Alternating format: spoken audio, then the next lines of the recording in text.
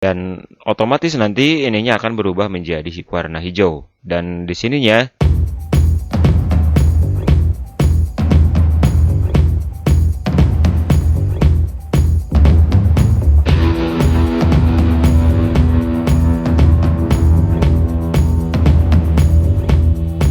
Assalamualaikum, halo, apa kabar buat semuanya di kesempatan kali ini.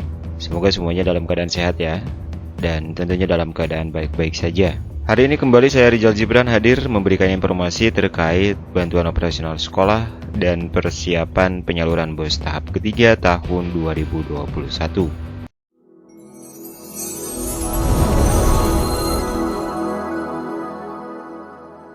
Seperti yang kita ketahui bersama bahwa penyaluran dana BOS tahap ketiga sebentar lagi akan disalurkan oleh Kementerian Pendidikan dan juga Kementerian Keuangan. Namun ada beberapa syarat yang harus dipenuhi oleh Bapak dan Ibu semuanya jika ingin mendapatkan BOS tahap ketiga tahun 2021. Perlu diketahui bahwa periode pencairan dana BOS tahap ketiga untuk tahun 2021 yaitu per bulan September hingga Desember 2021. Nah, di sini di portal BOS ini terdapat beberapa informasi penting.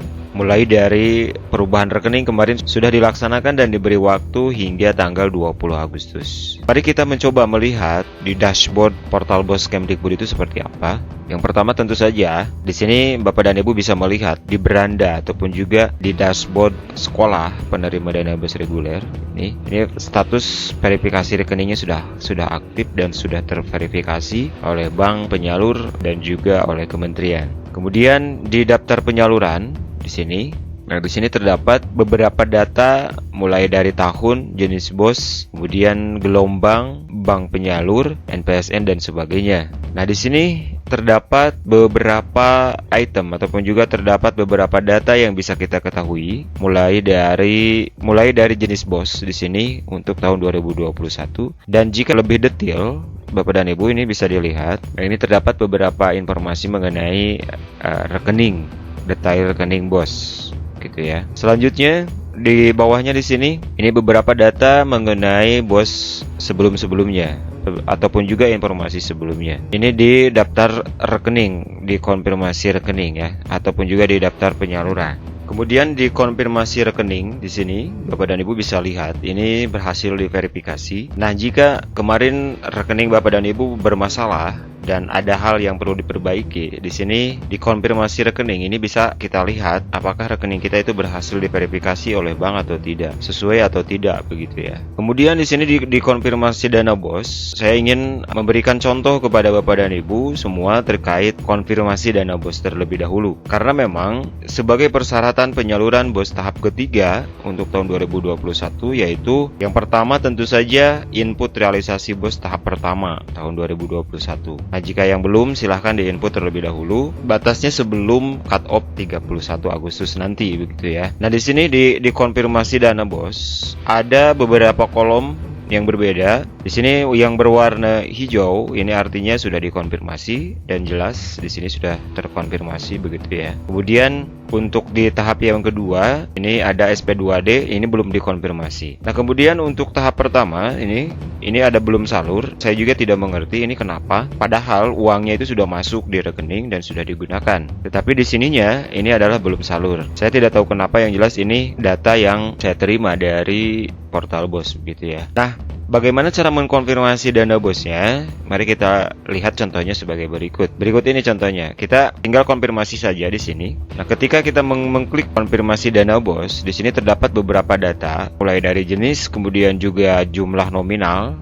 di sini, kemudian juga bank penyalur ini. Selanjutnya nama rekening dan juga status salurnya. Jika uangnya sudah diterima oleh Bapak dan Ibu dan sudah digunakan, maka statusnya di sini tentu saja salur begitu ya. Nah, kemudian jika ada kelebihan ataupun juga harus retur, maka di sini statusnya retur. Kita tinggal konfirmasi saja di sini. Tinggal konfirmasi seperti ini dan otomatis nanti ininya akan berubah menjadi warna hijau. Dan di sininya berhasil simpan konfirmasi. Artinya uang tersebut sudah diterima oleh Bapak dan Ibu. Selanjutnya di laporan sekolah di sini Bapak dan Ibu bisa lihat ada jenis BOS reguler, kemudian juga tahun, kemudian filter tambah laporan BOS. Di sini sumbernya jelas, ada BOS salur, kemudian juga tanggal perbaikan di sini dan pelaporan sesuai. Nah, ini jumlah ataupun juga item-item yang terdapat dalam portal BOS Kemdikbud. Lalu bagaimana dengan BOS tahap 2? Di sini belum terdapat ataupun juga belum ada begitu. Mudah sebetulnya, Bapak dan Ibu tinggal di sini ada kolom tambah.